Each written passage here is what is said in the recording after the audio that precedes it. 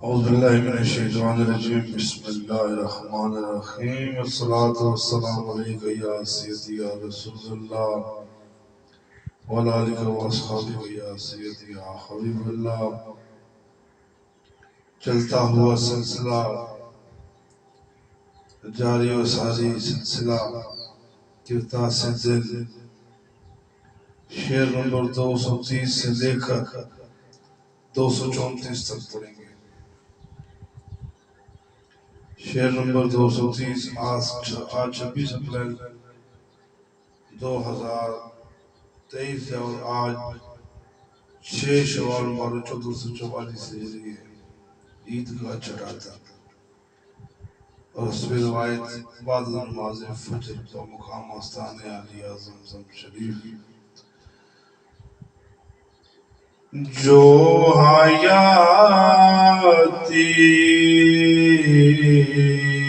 جو حیاتی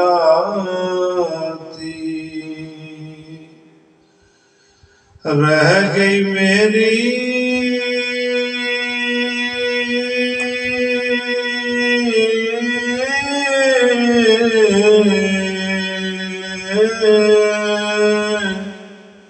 نام تیرے میں سب لڑی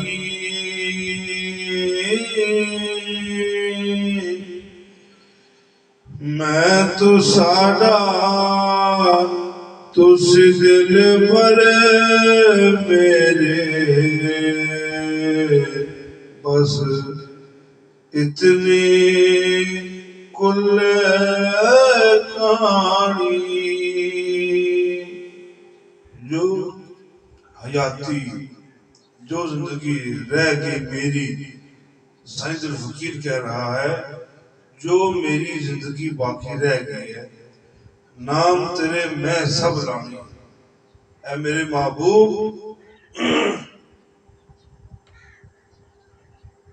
صلی اللہ علیہ وآلہ وسلم، میں نے ساری زندگی آپ کے نام کرنی ہے۔ میں تو ساڈا، میں آپ کا، تسی دل پر میرے، آپ میرے دل کے شہنشاہ ہیں، بس اتنی کل کہانی، بس یہی چھوٹی سی میری کہانی، میری ساری کہانی یہی ہے۔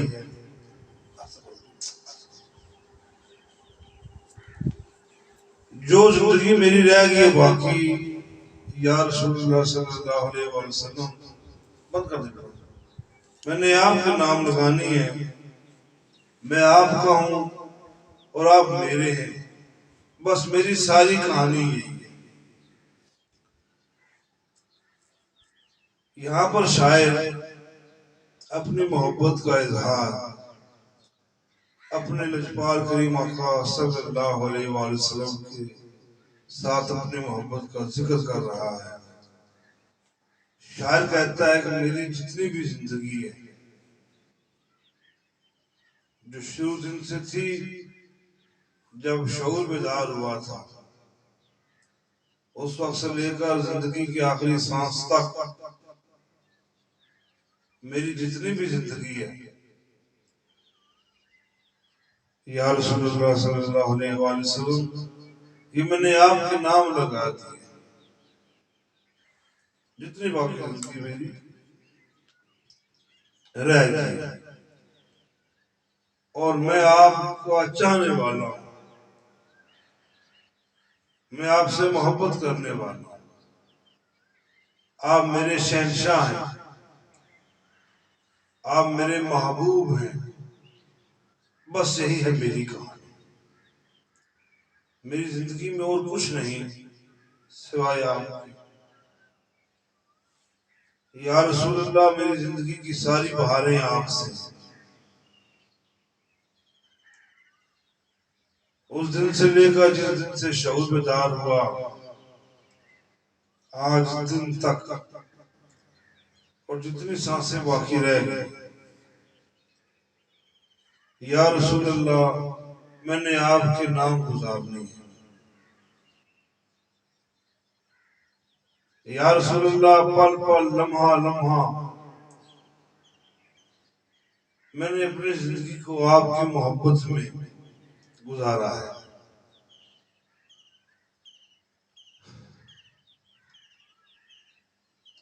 خوشی میں، غمی میں، کامیابیوں میں، زمانے کی تبدیلیوں میں، تمام نشیب و فراز میں نے اپنی زندگی آپ کے نام کر دی ہے۔ اگرچہ میری یہ اوقات نہیں ہے، میری حیثیت مرتبہ مقام نہیں ہے کہ میں آپ سے پیار کر سکتا، لیکن یا رسول اللہ صلی اللہ علیہ وآلہ وسلم میری زندگی کا منشور آپ ہے۔ فدا کا ابی و امی، اپنے ماں باپ سے پڑھ کر آپ سے پیار تھا، ہے اور آخری دم تک رہے گا۔ زمانے کی تکالیف برداشت کی، قید و بند کی صحبتیں اٹھائیں اور آپ کے ساتھ محبت کی، اور مجھے فخر ہے، میرے لیے میری زندگی کا پورا اعزاز ہے کہ میں نے آپ سے محبت کی۔ آپ میری محبت کا مبادیات عشق ہیں، آپ میری محبت کا مبادیات تکمیل منزل ہیں۔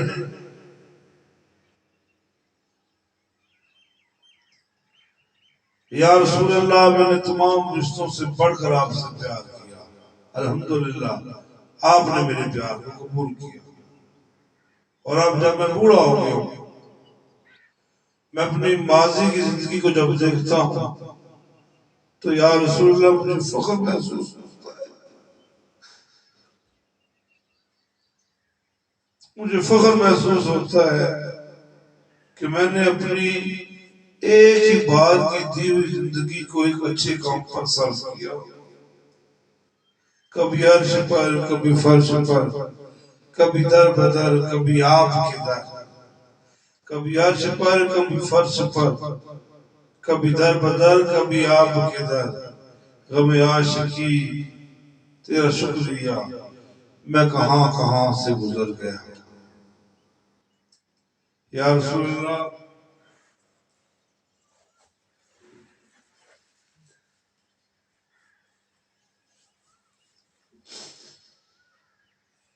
میری جتنی بھی زندگی ہے میں نے آپ کی محبت میں گزاری ہے، اور مجھے فخر ہے میں اس سرمایہ دار سے بہت اچھا ہوں جس نے اپنی زندگی کا سرمایہ ایک اچھے کاروبار میں، ایک اچھے کام میں لگایا۔ یا رسول اللہ، اب میں جوانی کو چھوڑ چکا ہوں، بڑھاپے کی بستی میں داخل ہو گیا ہوں، میرے جسم میں وہ طاقت نہیں رہی، وہ قوت نہیں رہی، وہ زور نہیں رہا، لیکن یا رسول اللہ، یا حبیب اللہ، میں نے آپ سے محبت کی، اور آپ بھی سے کی، اور صرف آپ بھی سے کی۔ اب مجھ سے کسی نے اگر سوال کیا کہ زندگی کیسے گزری، مدینہ شریف کی سرزمین تھی،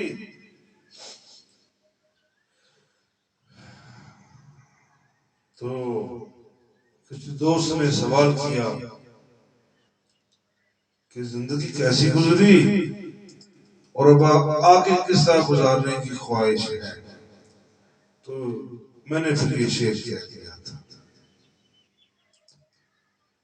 کہ میرے بچوں، میرے پتروں، میرے طالب علموں اور سننے والوں، یاد رکھو اگر زندگی میں کامیابی چاہتے ہو تو رسول پاک صلی اللہ علیہ وآلہ وسلم سے پیار۔ اگرچہ ہم پیار نہیں کر سکتے، ہماری یہ اوقات نہیں ہے، لیکن کوشش کرو۔ کیسی کوشش؟ جیسی کوشش اس بڑھیا نے کی تھی، جو یوسف علیہ السلام کی خریداری میں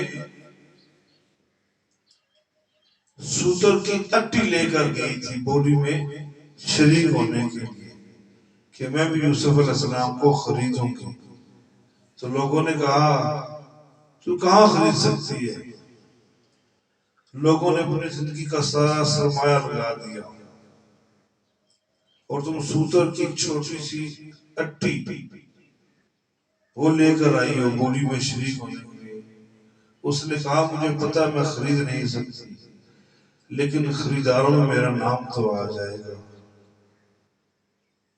تو پترو کوئی بھی اس قابل نہیں، اے صاحبو کوئی بھی اس قابل نہیں، لیکن کوشش کرو، کوشش کرو، کوشش کرو، کوشش کرو، اپنی زندگی کو رسول پاک صلی اللہ علیہ وسلم کی محبت میں گزارو، پھر آپ کو ہر طرف سے کامیابیاں ملیں گی، آپ کو قلبی سکون ملے گا، آپ کو ایمان کی حقیقی چاشنی نصیب ہوگی، آپ کی زندگی بھی اچھی ہوگی اور آپ کا آخر بھی بہت اچھا ہو، دلکش اور پرتوقیر ہوگا۔ یہاں شاعر کہہ رہا ہے کہ اتنی میری زندگی رہ گئی باقی، یہ بات شاعر نے ہر دور میں کہی ہے۔ جب جوانی کی بہاریں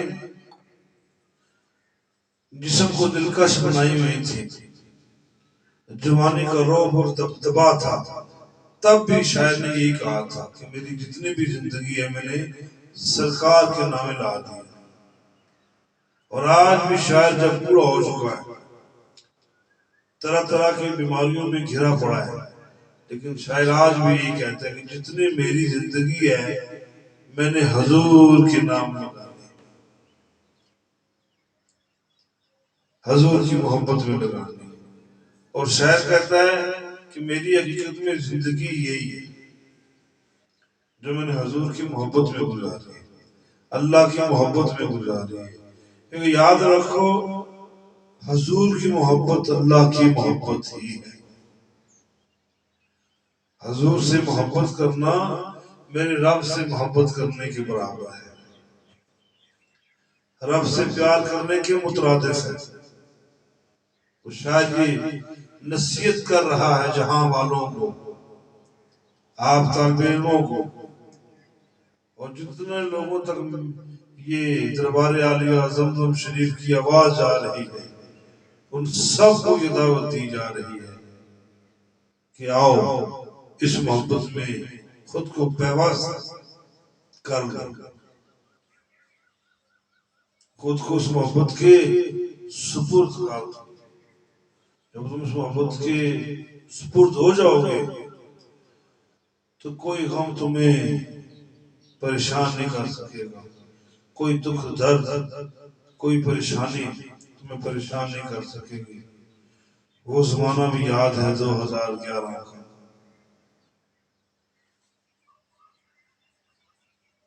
جب دربار عالیہ زمزم شریف کے خاکساران مریدین اور شاعر خود ذکر حبیب کی بدلے میں گرفتار ہو گئی تھی، اور وہاں جو ایمان مضبوط نصیب ہوا اس کی کیا بات ہے۔ اس لیے شاعر کی نصیحت ہے، زندہ ہے تو نصیحت ہے، اور اگر دنیا سے چلا گیا تو وصیت ہے کہ حضور سے پیار کرو۔ سب محبتیں ہیچ ہیں، تمام محبتیں سب محبتیں چھوٹی ہیں، بڑی محبت میرے مصطفیٰ کریم صلی اللہ علیہ وآلہ وسلم کی ہے۔ اللہ سے محبت کرنا حقیقت میں حضور سے محبت کرنا ہے۔ ہمیں اللہ کے بارے میں بتایا کس نے؟ حبیب پاک صلی اللہ علیہ وآلہ وسلم نے بتایا، تو یہ نصیحت بھی ہے اور وصیت بھی ہے۔ اگلا شعر، میں تے جانا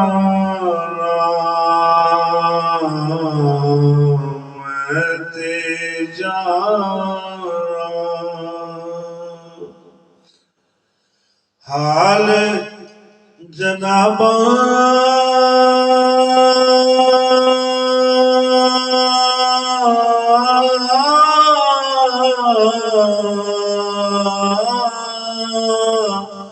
یارو دل فقیر صداواں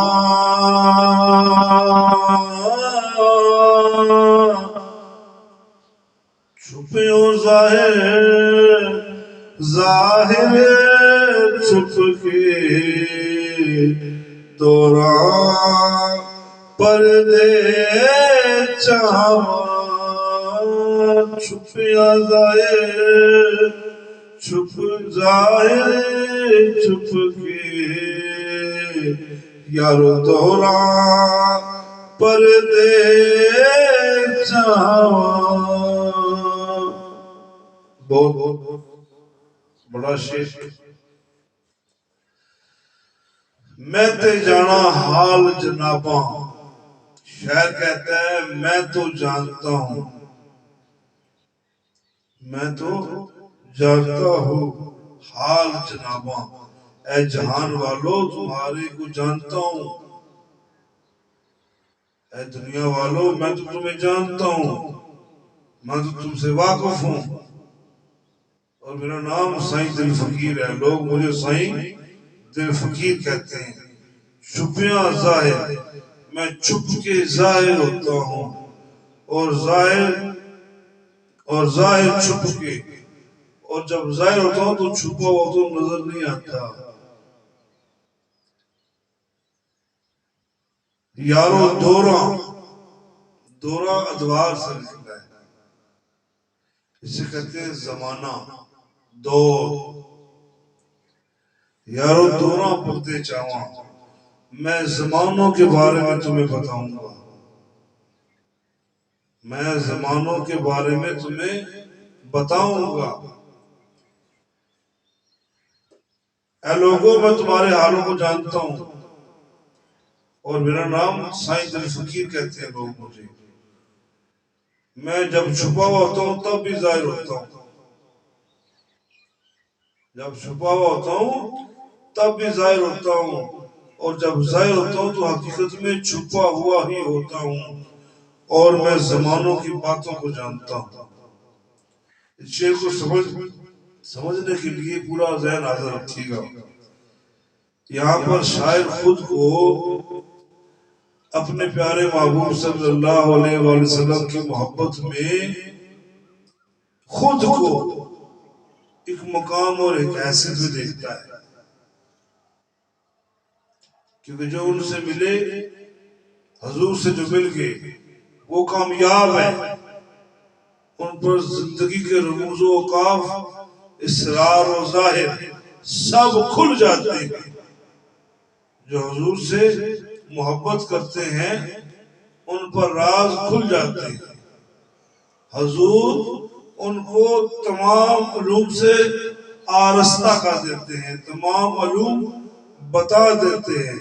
یہاں شاعر کہتا ہے اے لوگو میں جن کا نوکر ہوں، میں جن سے پیار کرتا ہوں، جو ہمارے شہنشاہ حضرت محمد صلی اللہ علیہ وآلہ وسلم ہیں، جو ختم المرسلین ہیں، آخری رسول ہیں، آپ کے بعد کوئی رسول نہیں، آپ کے بعد کوئی نبی نہیں، اور جو ان سے محبت کرتے ہیں، جو آپ سے پیار کرتے ہیں، تو جب یہ پیار کمال تک پہنچتا ہے تو حضور اپنے کرم کے صدقے خود سے پیار کرنے والے پر زمانے کے پردوں کو اٹھا دیتے ہیں،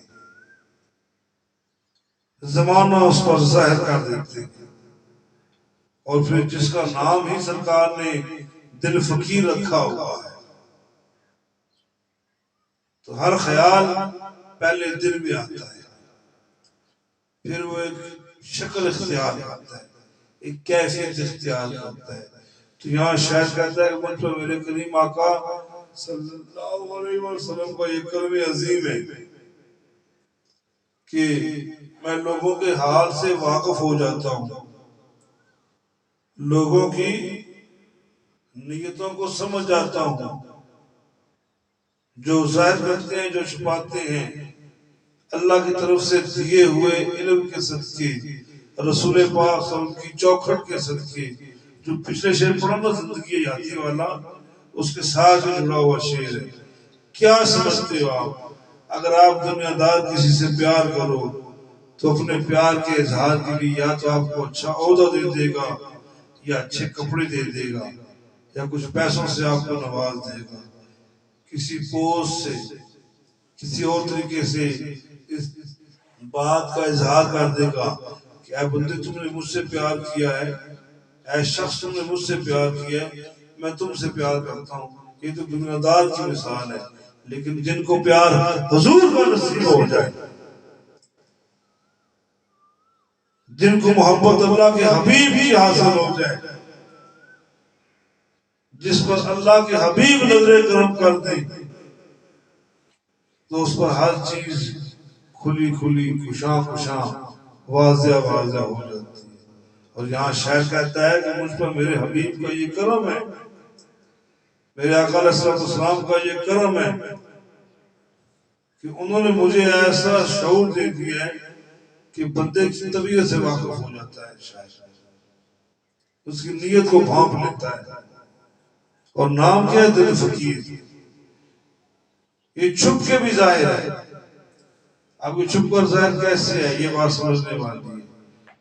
جو اللہ کے محبوب سے پیار کرتے ہیں، جو اللہ کے محبوب سے پیار کرتے ہیں، جو اللہ کے محبوب سے پیار کرتے ہیں۔ مثال دیے دیتا ہوں، اگر آج وزیر اعظم پاکستان یا صدر پاکستان لاہور، کراچی، اسلام آباد، خاص کی کسی جگہ بیٹھ کر اگر خطاب کریں، واز کریں، نصیحت کریں، تو سوشل میڈیا، ٹیلی ویژن پوری دنیا میں دکھا دیتے ہیں۔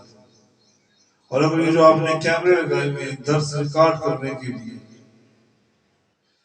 اس کو بھی جب آپ سوشل میڈیا کے حوالے کرتے ہو، یوٹیوب کے حوالے کرتے ہو، تو یہ بھی لاکھوں کروڑوں لوگ دیکھتے ہیں۔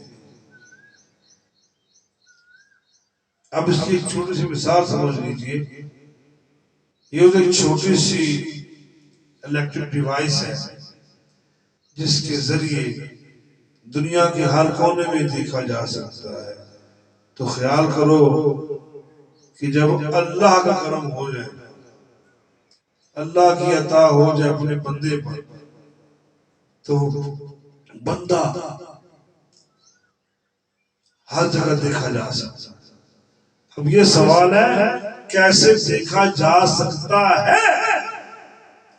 اس کی کہی ہوئی بات، اس کی کہی ہوئی بات، اس کی بولی ہوئی بات، اس میں اچھی نصیحت ہو تو دنیا کے جتنے لوگ اس اچھی بات پر عمل کرتے ہیں، نصیحت پر عمل کرتے ہیں، تو ظاہری طور پر یہی ہے کہ یہ جو بندہ ہے ہر جگہ موجود ہے،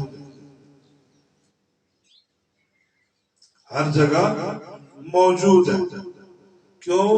اس کی کئی بات پر اگر عمل کیا جا رہا ہے۔ میں اور آسان کیے دیتا ہوں، اور آسان کیے دیتا ہوں۔ بہت کامل ترین ہستی ہیں، بہت اللہ کے پیارے ولی ہیں، یہ تو گلدستے ہیں ولیوں کے، اولیاء کرام کے گلدستے ہیں، لیکن ایک ولی کامل، ایک ولی کامل فی زمانہ، فی رضا ساکو مصطفی صاحب رضی اللہ عنہ، انہوں نے درود پاک کے بارے میں ایک روایت پڑھی تھی سوشل میڈیا پہ، وہ بہت مشہور ہوئی۔ انہوں نے درود پاک کی عظمت میں ایک بات بولی تھی، تو دنیا کے ہر کونے میں ان کا یہ پیغام پہنچا۔ اب جب دنیا کے کسی کونے میں جب ان کی کہی اس بات پر عمل کیا جائے گا تو دیکھنے میں تو یہی آ رہا ہے نا کہ رضا ساکو مصطفی صاحب جو ہیں وہاں موجود ہیں، وہاں ظاہر ہیں، اور چھپے ہو ظاہر، چھپ کے اب وہ چھپے ہوئے ہیں. فقر کو اللہ نے یہ توفیق دی ہوئی ہے، یہ آنکھ والوں کو نظر آتا ہے. بد نصیب نابینا تیرے حسن کا جلوہ کیا دیکھیں، پوچھو ان سے جو دیکھ کے فدا ہو گئے. یہ اللہ کے جو ولی، اللہ نے ان کو طاقت دی ہوتی ہے، یہ ایک وقت میں ظاہر بھی ہوتے ہیں اور چھپے ہوئے بھی ہوتے ہیں. اللہ کے ولی، بات سمجھ رہے نا، اللہ کے ولی ایک ہی وقت میں اللہ کی دی ہوئی توفیق کے صدقے ایک مقام پر ظاہر بھی ہیں اور چھپے ہوئے بھی ہیں. کیا جی؟ ظاہر بھی ہیں اور چھپے ہوئے بھی ہیں. اب ظاہر کیسے ہیں؟ ظاہر ان لوگوں پر ہیں جو حق کی تلاش میں ہیں، اور چھپے ہوئے کن پہ ہیں کہ جو بیوقوف نادان عقل سے خالی ہیں. اور پھر یہ نادان اٹھ کے ان فقیروں پر، اللہ کے ولیوں پر چڑھ کے حملے کرتے ہیں، انہیں پتھر مارتے ہیں، ان سے جھگڑے کرتے ہیں، رستہ خراب کرتے ہیں، رکاوٹ پیدا کرتے ہیں. یہ کون ہے؟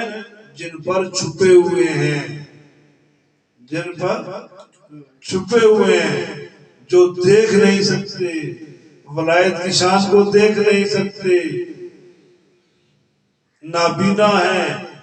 اور وہ جو دیکھ لیتے ہیں اس شان کو سمجھ جاتے ہیں اور اللہ کے ولی پر قربان ہو جاتے ہیں. یہ وہ ہیں جو دیکھ سکتے ہیں، ان پر ظاہر ہوتے ہیں، اور جو قدر کرتے ہیں ان پر ظاہر ہوتے ہیں، اور جو قدر نہیں کرتے ان پر ظاہر نہیں ہوتے. در مصطفیٰ کی یہ تو شان ہے نا، بولے صلی اللہ علیہ وآلہ وسلم. در مصطفیٰ کی یہ تو شان ہے نا کہ اس در سے جو وابستہ ہو گیا اس سے یہ صلاحیت تو حاصل ہو گئی، وہ جہاں چاہے چھپ سکتا ہے، جہاں چاہے ظاہر ہو سکتا ہے.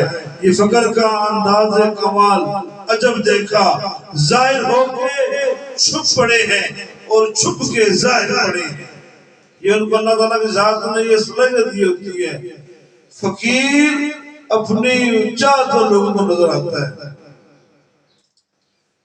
فقیر جن کے اوپر ظاہر ہونا چاہتا ہے ظاہر ہوتا ہے، جن پر ظاہر نہیں ہونا چاہتا نہیں ہوتا. یہ صلاحیت اللہ تعالیٰ کی ذات نے فقیر کو دی ہوتی ہے، تو وہ لوگوں کے حال سے واقف ہوتا ہے. اب یہ شیخ دو شکلیں اختیار کرتا ہے. دوسرا حال جنابوں. اب یہاں حال جنابوں سے تفسیر بنتی ہے، وہ یہ بنتی ہے وہ جانتا ہے حال جنابوں. ایک تو دنیا کی طرف مشروط کیا گیا، اور دوسرا اللہ کے ولیوں کا تعلق ولیوں سے اور دہلیز مصطفیٰ صلی اللہ علیہ وآلہ وسلم سے. کہ جو فقیر ہوتا ہے، یہ اللہ کے ولی جو ہوتے ہیں یہ ولیوں کی اور ولیوں کے شہنشاہ پیر کامل حضرت محمد صلی اللہ علیہ وآلہ وسلم کی عادات و اقتدار سے واقف ہوتا ہے، اس محبت سے واقف ہوتا ہے. اور یہ ظاہر ہو کر بھی چھپا ہوا ہوتا ہے اور چھپ کر بھی ظاہر ہوتا ہے. اور چھپ کے یارو دوراں پردے چانداں چاہوں. دور کی معنی ہے ادوار، دہر. یہ زمانوں کی خبر رکھنے والے لوگ ہیں. آگے کیا ہونے والا ہے یہ اپنے قیاس سے اندازہ لگا لیتے ہیں کہ آگے کیا ہوگا، کچھ سالوں بعد زمانے میں کیا ہوگا. یہ جانتے ہیں، یہ جانتے ہیں. انہیں اللہ کے حبیب نے علم دیا ہوتا ہے، انہیں چال بھی دی ہوتی ہے کہ تم ایسے چلو، انہیں انداز بھی دیا ہوتا ہے کہ تم زمانے میں ایسے رہو. یہ ولیوں کی شان سمجھنے کے لیے ذہن کا پاک صاف ہونا ضروری ہے. کیڑے میڑے لائی، کیڑے میڑے لائی، کالیاں بدلا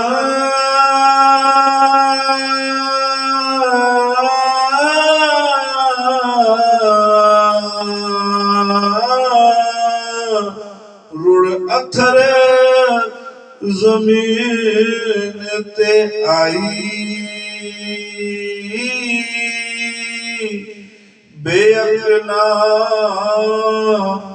عقل نہ کی تھی یار فقرا رمز سب پائی کڑ مڑ لائی کالیاں بدنا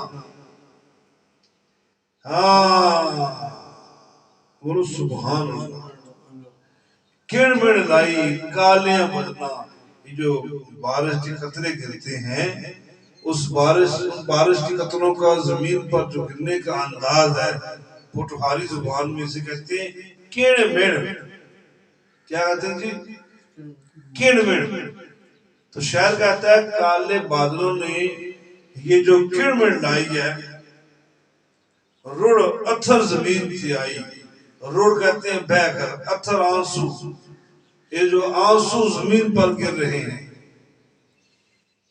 یہ جو آسمان کے رونے کی وجہ سے جو آنسو آسمان کے زمین پر گر رہے ہیں بے عقلاں عقل نہ کی تھی جو بے وقوف ہیں انہوں نے عقل نہیں کی یارو فقرہ رمز سب پائی رمز کہتے ہیں راز فقیروں نے سارے راز پائی فقیروں نے سارے راز حاصل کر لیے پا لیے بارش کے قطرے جب کالے بادلوں سے نکل کر زمین پر آنسوؤں کی شکل میں گرتے ہیں تو جو بے عقل لوگ ہیں انہیں تو عقل ہی نہیں ہے لیکن جو عقلوں والے اللہ کے فقیر لوگ ہیں انہوں نے ساری بات کا راز جان لیا کہ یہ ماجرا کیا ہے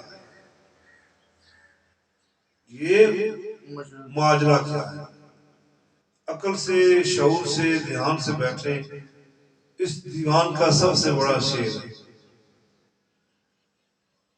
شاعر کہتا ہے کہ جو آسمان سے بارش کے قطرے گر رہے ہیں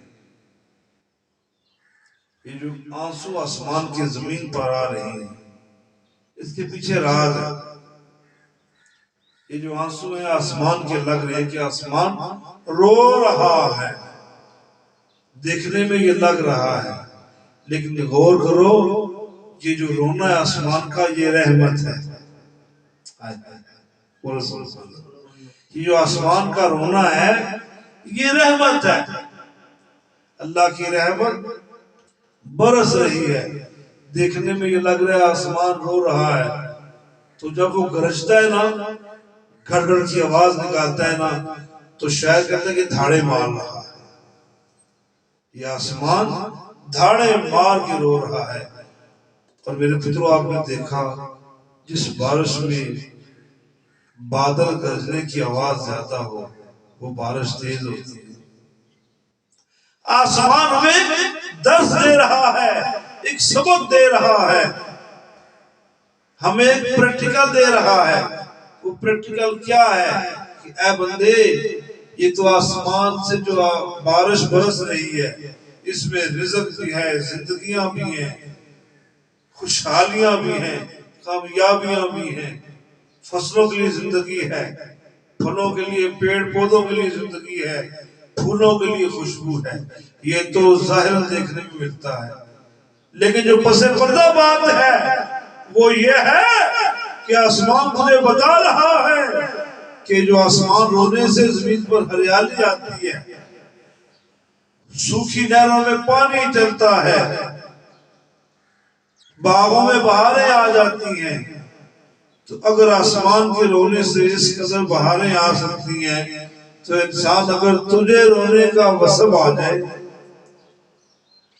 اگر تجھے رب کی محبت میں رونے کا مزہ آ جائے تو تیرے دل کی کھیتی ہری ہو جائے گی تو نے دیکھا کہ جب بارش برستی ہے ندی نالوں میں سے جب پانی گزرتا ہے تو گندگی کو بہا کر لے جاتا ہے اے شخص جب تو اس کی محبت میں روئے گا تو تیرے جسم کی غلاظتیں دور ہو جائیں گی تیرے ساتھ جڑے ہوئے گناہ دھل جائیں گے سرسبز و شاداب ہو جائے گا لہلہاتی فصلیں آ جائیں گی تجھ پر رحمت کی.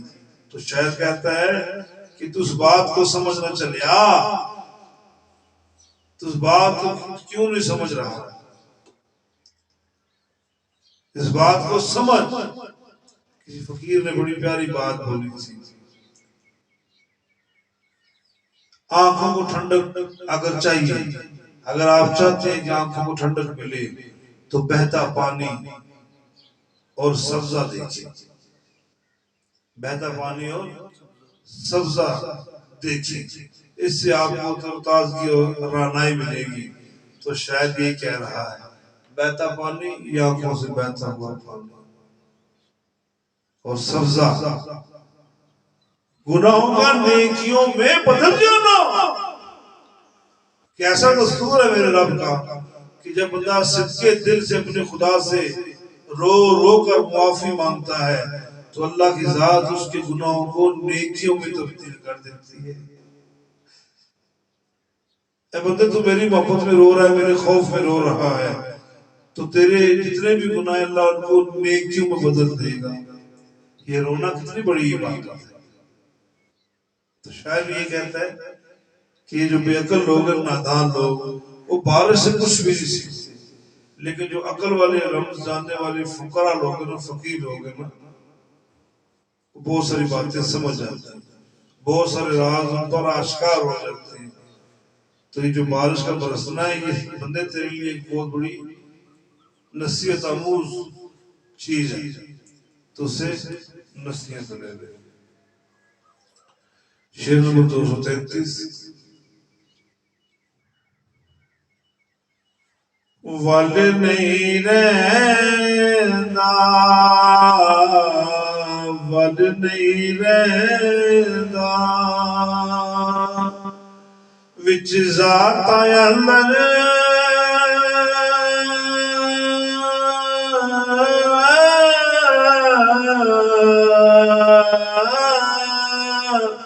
جو ول مرشد آپ سکھاوے، جان خلاصی اپنی جد ہو جائے، پھر ول جیون سب پائے. ول نہیں رہتا، طریقہ نہیں رہتا، ذات کے اندر جد ور مرشد آپ سکھاوے. جب ترتیب انداز مرشد خود سکھائے تو ذاتوں میں کوئی بڑا پن نہیں رہتا. جان خلاصی اپنی جد ہو جائے، جب اپنی جان ختم ہو جائے پھر ور جیون سب پائے. پھر جینے کا فن آتا ہے. یہاں پر مرنے کی بات نہیں ہے کہ مر جائے، یہ مرنا کسی اور شمار میں ہے کہ یعنی اپنے اندر سے وہ قدورت نکال دو، اپنے اندر سے تکبر نکال دو، اپنے اندر سے بڑے بول نکال دو. پھر جینے کا مزہ آتا ہے، پھر زندگی کا مزہ آتا ہے. اگر رسول پاک صلی اللہ علیہ وسلم فرمانے پاک ہے کسی گورے کو کسی کالے پر اور کسی کالے کو کسی گورے پر کوئی فوقیت حاصل نہیں لیکن بسبب تقوی. جو اللہ سے ڈرنے والا ہے کامیابی اس کے لیے ہے، سلامتی اس کے لیے ہے. اور یہاں شاعر کہتا ہے جب مرشد اللہ والے ہادی راہبر اللہ کے ولی کسی پر نظر کرم کرتے ہیں نا تو پہلی چیز پتہ اس سے کیا نکالتے ہیں؟ اکڑ، کبر، تکبر. اور آپ جانتے ہیں کہ لوگ اپنی ذاتوں پر بڑا کبر کرتے ہیں. او جی میں چودھری ہوں، او جی میں راجہ ہوں، او جی میں ملک ہوں. لیکن جب بندہ اللہ کی دی ہوئی توفیق کے صدقے کسی کامل مرشد کے ہاتھ سے بیعت ہو جاتا ہے تو مرشد پہلا کام کیا کرتا ہے؟ مرشد اور مرید مرشد کے سپرد ہوتا ہے نا، تو جو سب سے پہلا کام مرشد کرتا ہے نا سب سے پہلا کام اس کے اندر سے کبر نکالتا ہے، اس کے اندر سے وہ اکڑ نکالتا ہے. سمجھ لیں جیسے زمین کو نرم کرنے کے لیے پہلے ہل چلایا جاتا ہے، پھر اس کے اوپر ایک لکڑی کا بہت سارا بڑا وزنی شہتیر، جسے پنجابی زبان میں میڑا کہتے ہیں، وہ مٹی کے ان ڈھیلوں کو توڑتا ہے. وہ 2-3 اوپر نیچے راؤنڈ لگاتا ہے ٹریکٹر والا. جب مٹی کے ڈھیلے ٹوٹ جاتے ہیں پھر اس میں بیج بویا جاتا ہے. تو مرشد کی مثال بھی کسان جیسی ہے. وہ آئے ہوئے مریضوں پر سے سب سے پہلے جس چیز سے اسے نکالتا ہے وہ ذاتوں کا تکبر ہے، ذات کی اکڑ سے نکالتا ہے، ذات کے تکبر سے نکالتا ہے. اور پھر کیا کرتا ہے؟ جان خلاصی. اس کے اندر وہ جو اکڑ ہے نا وہ نکل جاتا ہے. گمراہ لوگوں کے لیے ان کی ذاتی رکھ رکھاؤ بڑی اہمیت رکھتا ہے، لیکن مرشد کریم پہلے اس ذات کے اکڑ کو نکالتے ہیں. جان خلاصی. جب یہ چیز نکل جاتی ہے، خلاصی ہو جاتی ہے، اختتام ہو جاتا ہے کبر سے، پھر کیا کہتا ہے شاعر؟ کہتا ہے پھر ور جیون سب پائے. پھر زندگی گزارنے کے سارے طریقے مرشد سکھا دیتا ہے. تو مرشد کے بغیر حج ہو سکتا ہے، عمرہ ہو سکتا ہے، قربانی ہو سکتی ہے، صدقہ خیرات ہو سکتا ہے، نمازیں پڑھی جا سکتی ہیں، سارے نیک کام ہو سکتے ہیں. تو پھر مرشد کی ضرورت کیا ہے؟ جب تک مرشد نہ ہو اس وقت تک انسان کے اندر سے کبر نہیں نکلتا، تکبر نہیں نکلتا. اور جب مرشد مل جاتا ہے، مرشد عطا ہو جاتا ہے تو گناہ چھوٹ جاتے ہیں. جب گناہ ہی نہ چھوٹے تو ساری نیکیاں اہمیت نہیں رکھتی. مرشد کا ہونا ضروری ہے. مرشد گناہوں سے نفرت دلواتا ہے اور بھلائی سے پیار کرنا سکھاتا ہے. پھر کیا ہوتا ہے؟ پھر مرشد ور سکھاتا ہے جینے کا. پھر جان خلاصی ہو جاتی ہے، کبر مر جاتا ہے، تکبر ختم ہو جاتا ہے، میں مر جاتی ہے. ولی کامل شہنشاہ ولایت حضرت سخی سلطان باہو رحمت اللہ تعالی علیہ، رحمت اللہ تعالی علیہ، رحمت اللہ تعالی علیہ، آپ کے دربار لگا ہوا تھا. تو درباروں میں سارے اچھے بھی تو نہیں آتے، کچھ الٹے دماغ کے لوگ بھی آ جاتے. ایک شخص نے حضرت صاحب کی ذہانت کو آزمانے کی کوشش کی. انہوں نے کہا حضرت صاحب آپ یہ بتائیں کہ جو بکری ذبح کرتے ہیں اس کا خون نکلتا ہے، بوٹیاں بنتی ہیں، ہم کھا جاتے ہیں، ایسا بکری کا کیا قصور تھا کہ بکری ماری گئی؟ بکری ماری گئی، بکری کو کس چیز نے مروایا؟ تو سرکار بولنے لگے یار اذان کی آواز آ رہی ہے، آؤ پہلے نماز پڑھ لیتے ہیں. نماز کے لیے چلے گئے سارے احباب. وہ سوال کرنے والا بھی چلا گیا. نماز پڑھنے کے بعد جب دوبارہ نشست لگی تو حضرت فرمانے لگے یار نماز سے پہلے ایک دوست نے سوال کیا تھا. کون تھا وہ؟ اس نے کہا میں. کیا؟ میں. سرکار کہنے لگے بکری کو میں نے ہی مروایا. کیسی خوبصورت انداز ترتیب ہے کہ کس نے سوال کیا تھا؟ انہوں نے کہا تھا میں. تو سرکار کہنے لگے بکری کو اسی چیز نے مروایا تھا جو تیرے منہ سے بھی نکلی، میں. تو سرکار فرماتے ہیں کہ جو میں کے چکر میں رہا نا وہ کبھی مقام اور مرتبہ نہیں پا سکتا. ایک مرید کامل کی نشانی یہ ہے کہ اس کا پیر کامل کیسے ہے کہ اس کا پیر کامل اسے عاجزی سکھائے، اس کے اندر سے تکبر کو نکال دے، تب وہ اللہ کے بتائے ہوئے راستے پر چلے گا اور اپنے لیے سلامتی والی زندگی کا حصول قائم کرے گا. پھر جینے کا والا آتا ہے. آج کی کلاس کا آخری شعر رونوی عبادت رونوی عبادت بن جوے یارو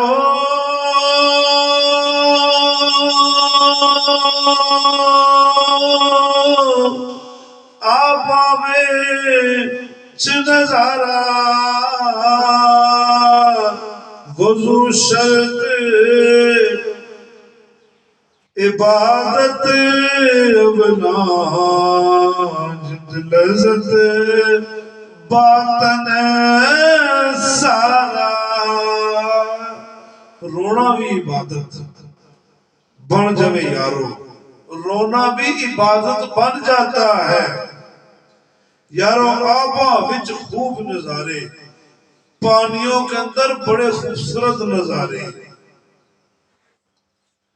تصوف کے ٹاپ کا یہ شعر کہ رونا بھی عبادت ہے اور اس رونے میں بڑے نظارے ہیں وضو شرط عبادت اپنا وضو ضروری ہے عبادت کے لیے جب تک وضو نہیں ہوگا عبادت میں صداقت نہیں ہے جد لذت باطن سارا یہ جو ہماری زندگی ہے ہماری جو جان ہے نا لذت ملتی ہے باطن اندرونی حصہ اندر کی دنیا اندر کا انسان باطن سارا باطن وضو کر لیتا ہے سارا باطن وضو کر لیتا ہے رونا بھی عبادت ہے اور اس رونے میں بڑے کمال کے جلوے نظارے ہیں جس طرح عبادت کے لیے وضو شرط پہلے ہے اور یہ وہ ہے عبادت یہ وہ وضو ہے جس سے زندگی کو باطن کو لذت کی انتہا نصیب ہوتی ہے اور کتنے لوگ یاد کرتے ہیں سائنس الفقی نا اور کتنا کرم ہے سائنس الفقی تے پیر و مرشدہ کہ لوگوں سنو رونا بھی عبادت ہے امام غزالی فرماتے تھے نا کم رونا بھی نسخہ اکسیر ہے اور زیادہ رونا بھی نسخہ اکسیر ہے یعنی یہ گناہوں سے چھٹکارا ہے رونا جسے رونا آ گیا اسے رونا نہیں آئے گا کیا کہا